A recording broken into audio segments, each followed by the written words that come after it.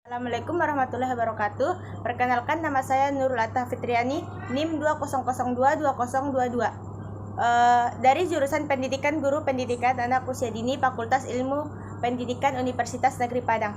Di mana tujuan saya untuk membuat video ini yaitu untuk melengkapi nilai ujian UTS saya dengan Ibu dosen Tia Ayuningrum MPD, yang mana pembahasan pertama yaitu tentang administrasi. Dalam artian luas diartikan bahwa administrasi ini disebut dengan kerjasama, yang mana kerjasama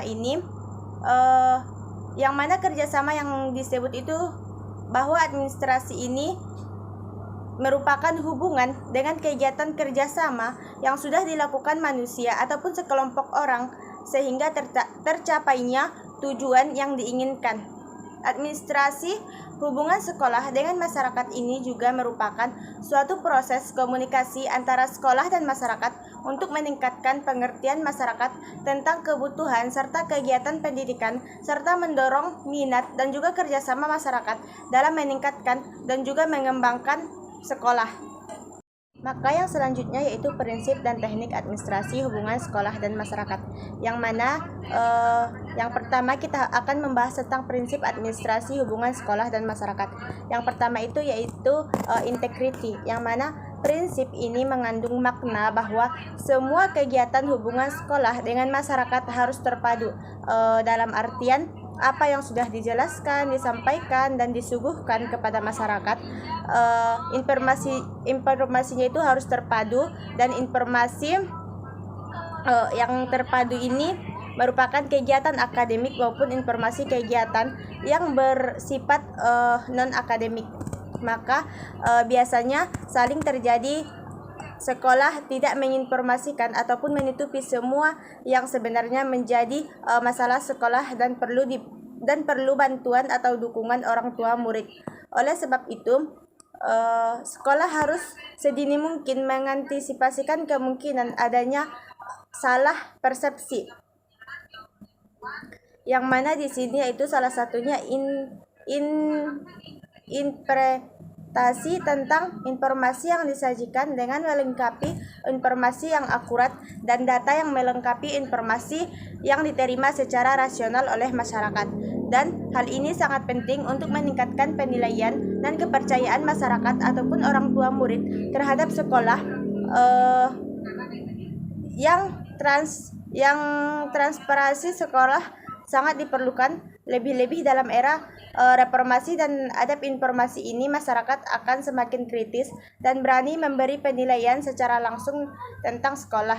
Dan yang kedua yaitu continuity, yang mana prinsip ini berarti bahwa pelaksanaan hubungan sekolah dengan masyarakat harus dilakukan secara terus-menerus. Jadi pelaksanaan hubungan sekolah dengan masyarakat tidak hanya dilakukan secara insidental atau sewaktu-waktu, misalnya satu kali dalam 1 tahun atau sekali dalam 1 semester. Hanya dilakukan oleh sekolah pada saat meminta bantuan oleh sekolah pada orang tua dan masyarakat. Hal inilah yang menyebabkan masyarakat selalu beranggapan apabila ada panggilan sekolah untuk datang ke sekolah selalu dikaitkan dengan uang dan uang.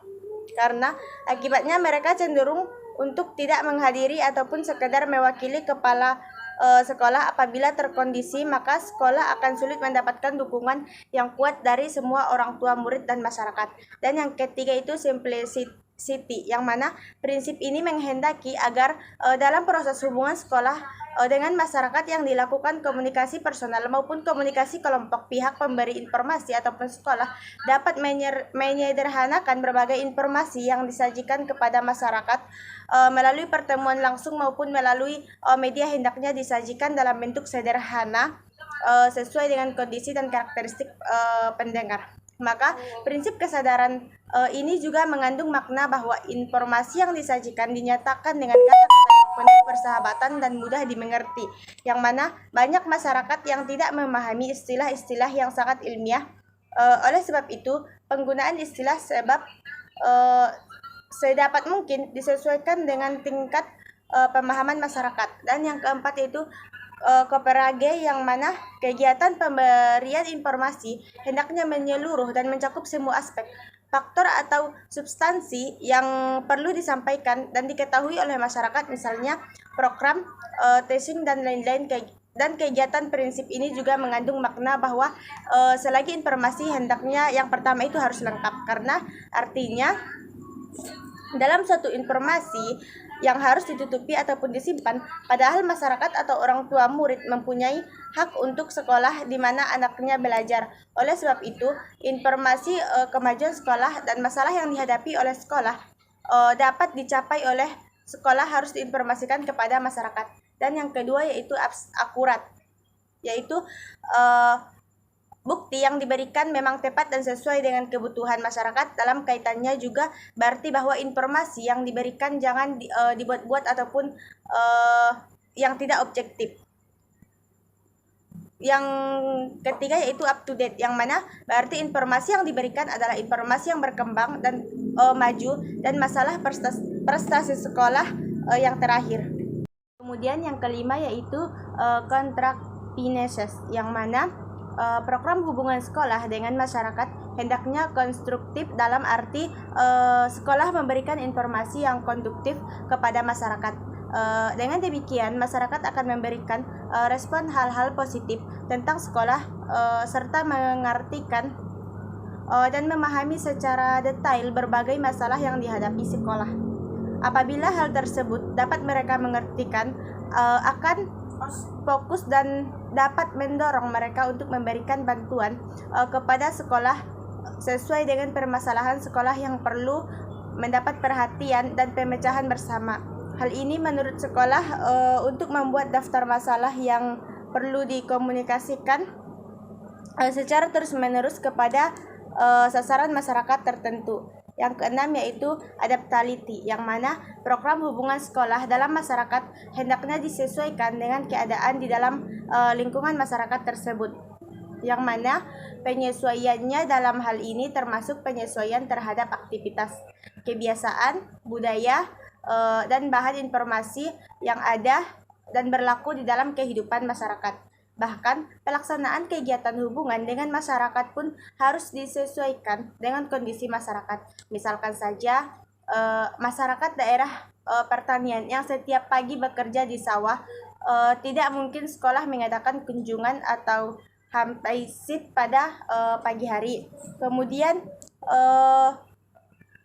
kita membahas tentang teknik administrasi hubungan sekolah dan masyarakat, yang mana di sini kenyataan pembuktian hubungan sekolah dengan masyarakat tidak selalu berjalan dengan baik karena berbagai kendala yang sering ditemukan, antara lain komunikasi yang terhambat dan tidak profesional, ataupun tidak lanjut program yang tidak lancar, dan pengawasan yang tidak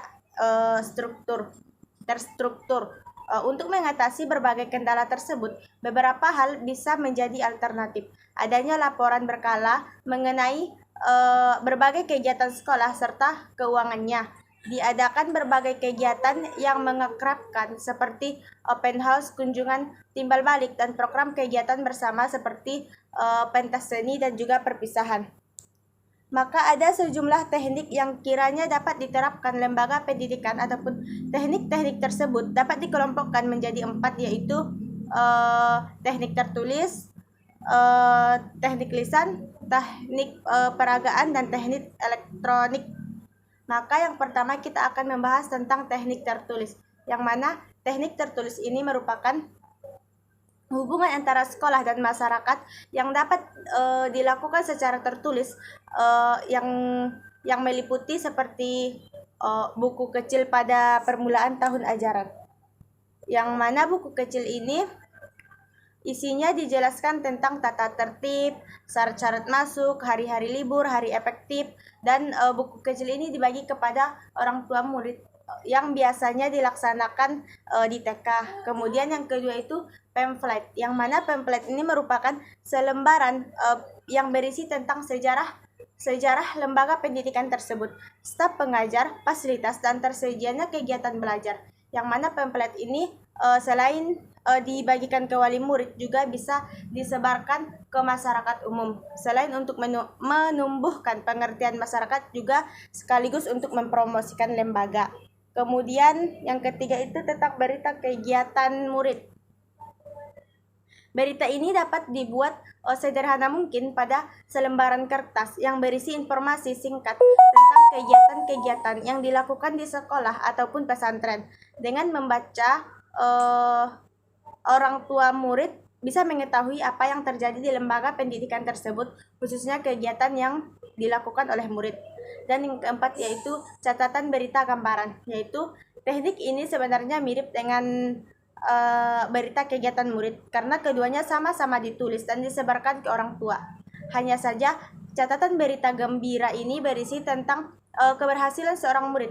Berita tersebut ditulis di selembaran kertas dan disampaikan kepada wali murid atau bahkan disebarkan ke masyarakat. Yang kelima yaitu buku kecil tentang cara membimbing anak. Dalam rangka menciptakan hubungan yang harmonis dengan orang tua, kepala sekolah atau guru dapat membuat sebuah buku kecil yang sederhana yang berisi tentang cara membimbing anak yang efektif. Kemudian buku tersebut diberikan kepada orang tua murid ataupun wali murid. Dan yang selanjutnya itu proses administrasi hubungan sekolah dengan masyarakat, yang mana proses administrasi sekolah dan masyarakat ini terbagi beberapa, yaitu yang pertama itu menyusun program, yang mana penyusunan program Husemas ataupun hubungan sekolah masyarakat ini memperhatikan dana yang tersedia, ciri masyarakat, dana jangkauan, sarana atau media, dan teknik yang akan dilaksanakan dalam mengadakan hubungan dengan masyarakat. Jika direncanakan tidak memperhatikan hal-hal tersebut, dikhawatirkan kegiatan tersebut tidak akan mencapai sasaran yang diinginkan. Kemudian yang kedua yaitu pelaksanaan ataupun pengorganisasian. Pada dasarnya, semua komponen sekolah dan pelaksanaan hubungan sekolah dan masyarakat itu merupakan tugas mereka yang perlu dipahami dan ditata sehingga penyelenggaraannya itu dapat berjalan efektif dan efisien. Dalam pelaksanaan hubungan sekolah masyarakat, perlu diperhatikan koordinasi antara berbagai bagian dan kegiatan yang ada dalam penggunaan waktu, perlu adanya sinkronisasi. Dan yang ketiga ataupun yang terakhir yaitu pengawasan, yang mana pengawasan pada administrasi hubungan sekolah dan masyarakat dapat berupa evaluasi. Hubungan sekolah masyarakat juga dapat dievaluasikan melalui dua kriteria, yaitu efektivitas, yaitu sejauh apa tujuannya yang sudah tercapai. Yang kedua yaitu efisiensi, yaitu mengenai sumber dan potensi dengan baik. Dan pembahasan kita yang terakhir ini merupakan peran personil sekolah dalam administrasi hubungan sekolah dan masyarakat, yang mana guru merupakan kunci penting dalam kegiatan hubungan sekolah dan masyarakat di sekolah menengah. Ada beberapa hal yang harus dilakukan guru dalam kegiatan hubungan sekolah masyarakat ini, yaitu membantu sekolah dalam melaksanakan teknik-teknik hubungan sekolah dan masyarakat.